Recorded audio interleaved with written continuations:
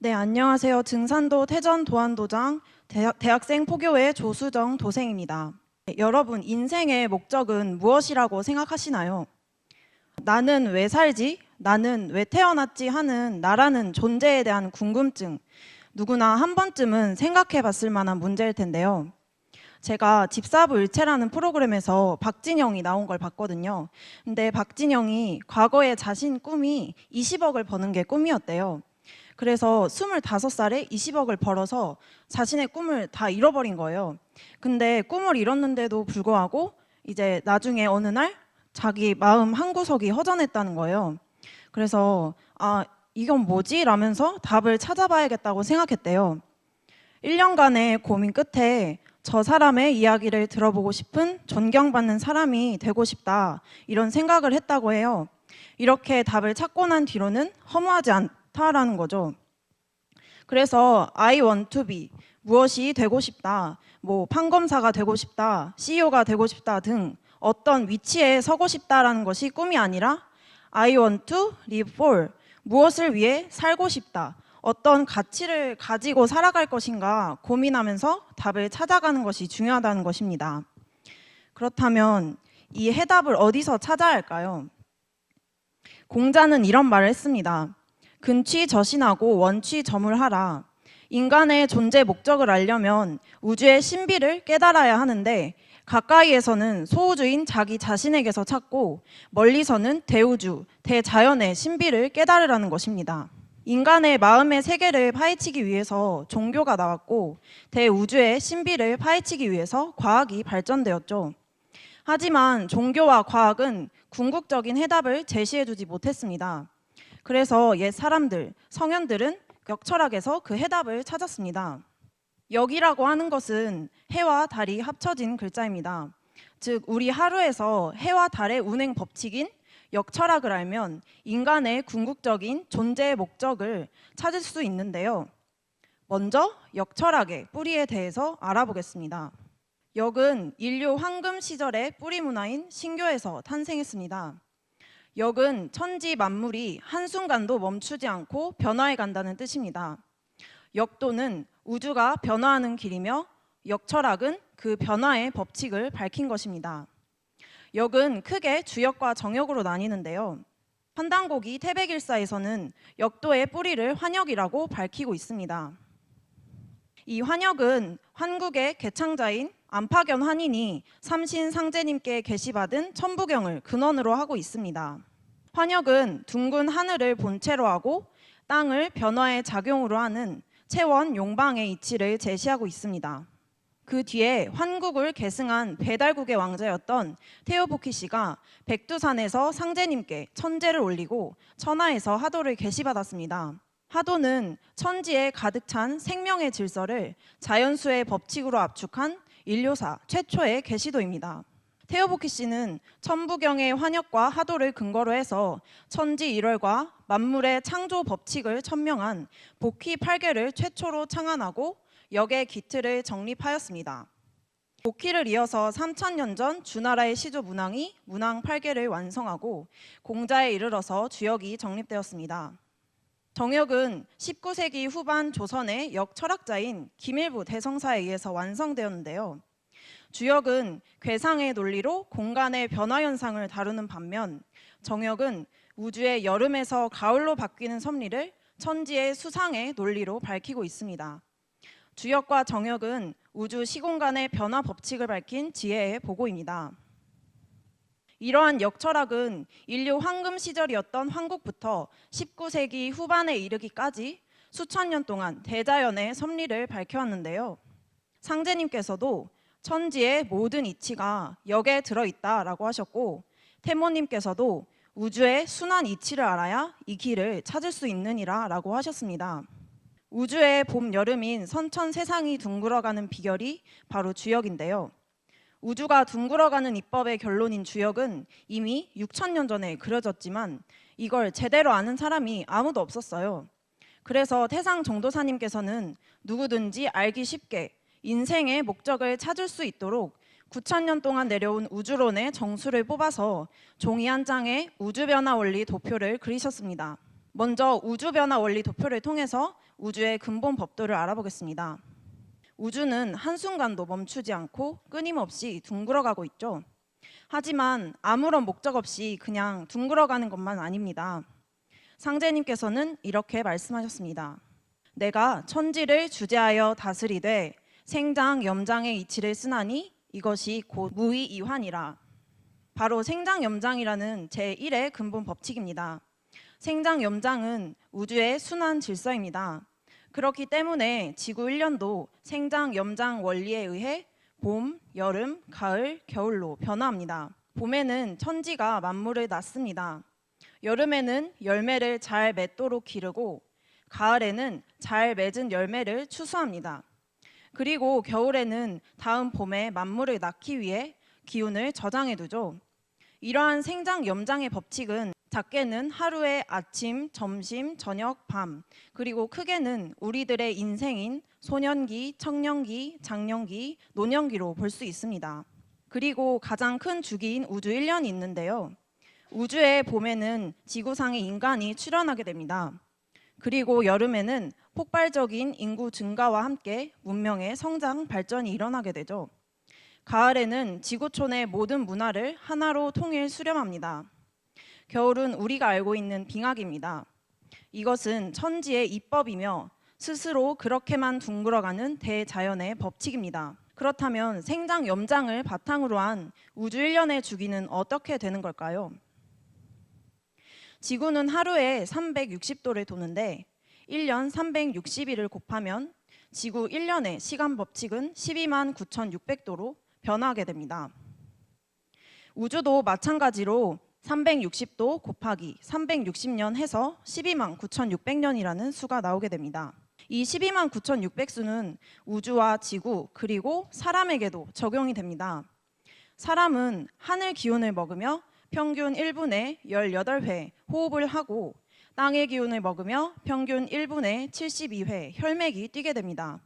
호흡수와 혈맥수를 합하면 90인데 1시간인 60분 곱하기 90 그리고 하루 24시간을 곱하면 하루에 12만 9,600회의 음양운동을 하게 됩니다. 이렇게 하늘, 땅, 사람이 각각 12만 9,600수로 순환하는데요. 이러한 사실에서 인간이 천지와 동일한 하나의 근원에서 생겨나와 천리를 바탕으로 생존해 가고 있음을 알 수 있습니다. 이처럼 천지와 나는 동떨어진 존재가 아니라는 거예요. 이러한 대자연의 법칙을 알고 있던 한민족은 천지의 은덕을 기리며 천지를 부모로 받들어 왔습니다. 주역에서도 이상적인 인간상에 대해 부대인자는 여사시로 합기서하며 진정으로 크게 깨달은 큰 사람이란 천지 사계절의 변화에 순응해서 사는 사람이다 라고 전하고 있는데요. 본래 사람이라는 말도 넉 사자의 볼 남자입니다. 사계절의 이치를 볼 줄 알아야 사람이다 라는 것입니다. 우리가 살고 있는 이 때가 언제인지 때에 정신을 각성하며 산다면 세상을 보는 안목이 크게 뜨이고 삶의 목적에 대한 해답도 찾을 수 있습니다. 그것을 알려면 먼저 우주 1년의 선우천관을 알아야 하는데요. 우주의 봄, 여름을 선천이라 하고 우주의 가을, 겨울은 후천이라 합니다.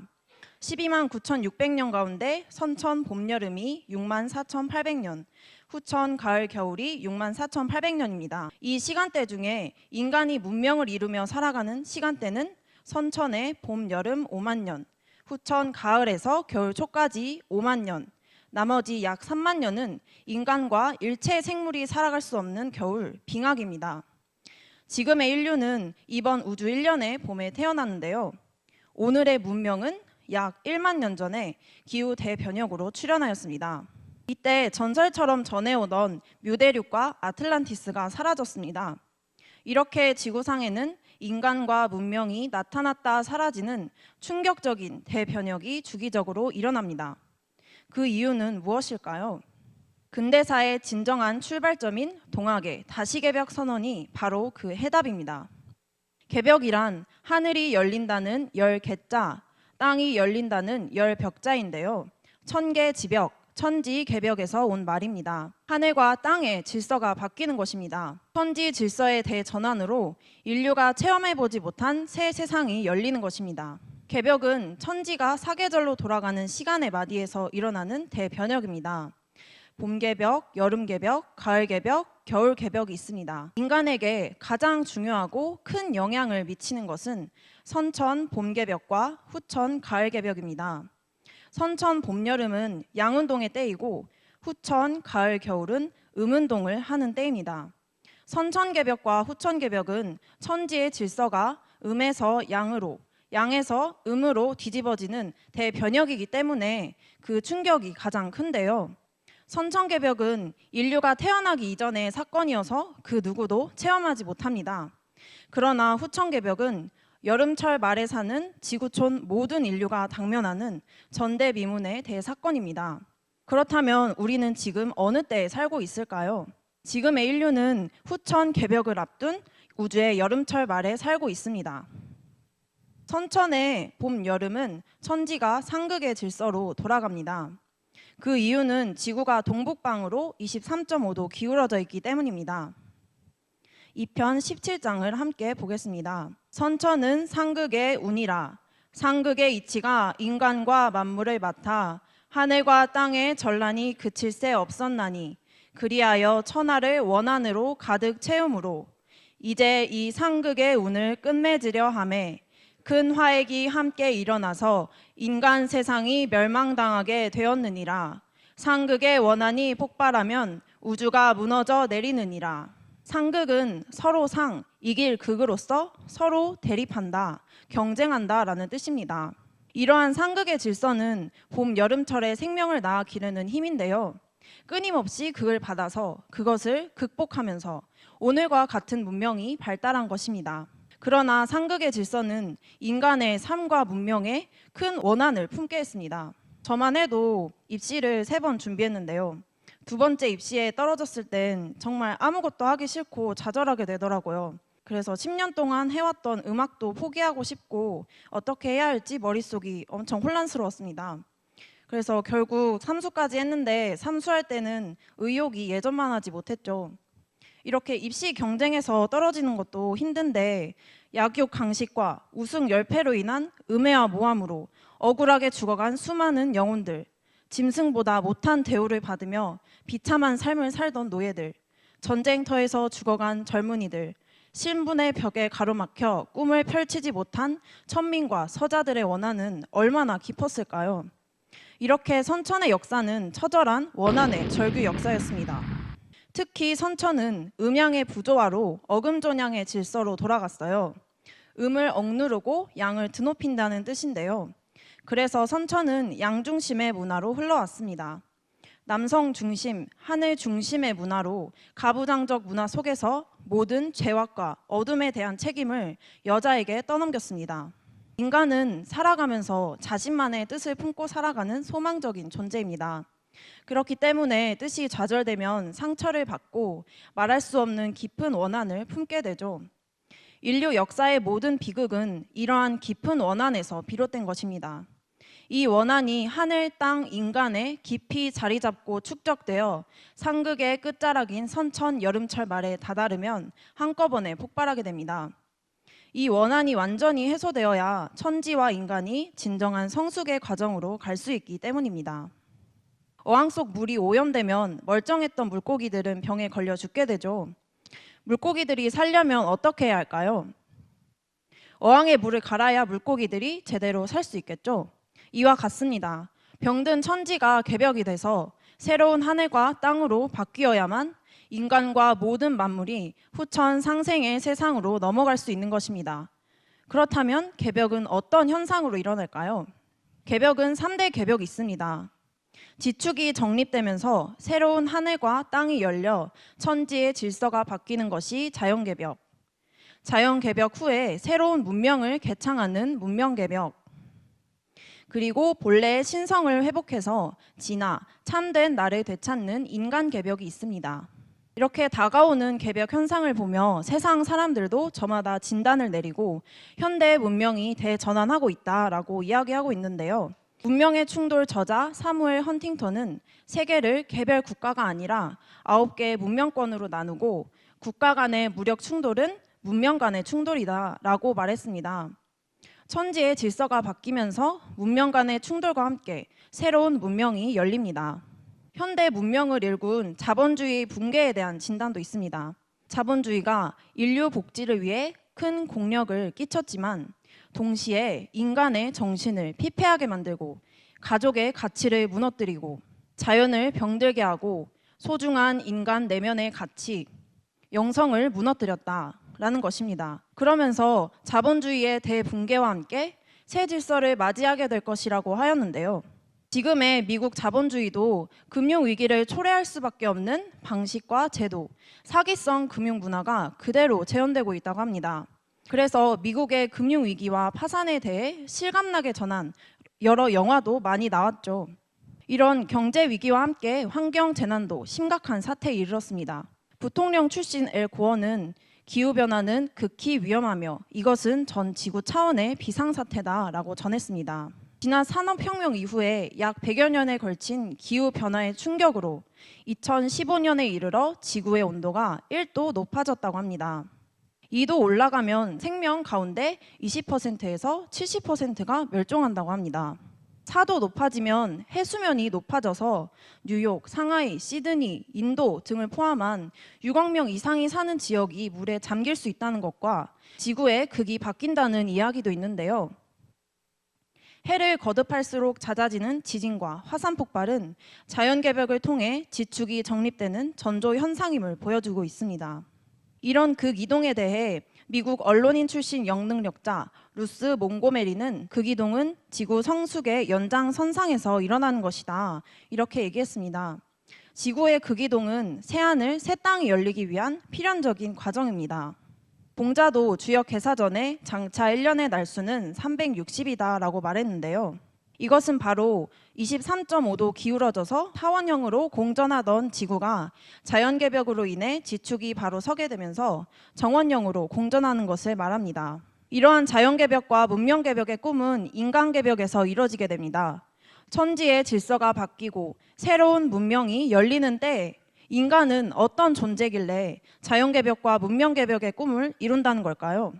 인간 삶의 근원과 목적은 9,000년 전 삼신상제님께서 내려주신 최초의 계시록 천부경에 나와 있습니다. 천부경에는 조물주 삼신이 스스로를 하늘, 땅, 인간으로 현상화했음을 밝히고 있습니다. 그중 인간은 인일이라 했는데 다른 말로 테일이라 불렀습니다. 테일은 크게 하나 되는 것을 말합니다. 하늘, 땅은 수족이 없잖아요. 그래서 인간이 하늘과 땅의 꿈을 크게 하나로 통일하는 것, 천지의 꿈을 성취하는 것, 그것이 바로 테일 인간입니다. 진정한 테일이 되려면 인간의 영성을 깨워서 본래의 삼신의 신성을 되찾아야 합니다. 이러한 인간의 영성을 닦는 것은 삼신의 신성인 삼진을 닦는 것입니다. 삼진은 성, 명, 정입니다. 성은 인간의 본성, 생명의 근원입니다. 명은 인간의 목숨, 내 본래의 무궁한 생명력이고, 정은 인간의 정기, 생명을 유지하는 데 소모하는 모든 정신적, 물리적 활동의 원동력이 됩니다. 정을 굳히고 맑혀야 성과 명을 회복할 수 있는데요. 상제님께서는 천지가 성공하는 가을 개벽기를 맞아 내 몸의 수기, 즉 정기를 축적할 생명의 주문인 태을주를 내려주셨습니다. 태을주 수행을 통해서 인간의 영성을 깨우고 우주와 내가 하나 되는 태일 인간이 되는 것입니다. 그래서 사람은 우주에서 한없이 작은 존재가 아니라 우주의 꿈과 이상을 실현하게 되는 소중한 존재인 것입니다. 우리들의 인생에 대해 태모님께서는 이렇게 정의해 주셨습니다. 인생을 위해 천지가 원시 개벽하고, 인생을 위해 일월이 순환 광명하고, 인생을 위해 음양이 생성되고, 인생을 위해 사시 질서가 조성되고, 인생을 위해 만물이 화생하고, 창생을 제도하기 위해 성현이 탄생하느니라. 인생이 없으면 천지가 전혀 열매 맺지 못하나니 천지에서 사람과 만물을 고르게 내느니라. 제 이름은 외삼촌이 앞으로 살면서 불의와 타협하지 말고 바른 것을 지키라는 뜻에서 지킬 수의 바를 정의라고 지어주셨습니다. 어렸을 때는 잘 몰랐는데요. 커가면서 제 이름의 뜻을 곱씹어가면서 이름대로 살아가는 것이 멋질 것 같다라는 생각을 했습니다. 근데 바르게 산다는 기준을 알 수가 없었습니다.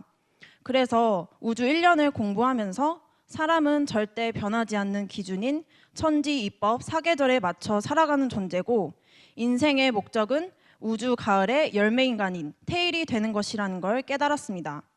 여러분도 천지에서 사람을 쓰는 이때 후천을 여는 주역이 되시길 바랍니다. 감사합니다.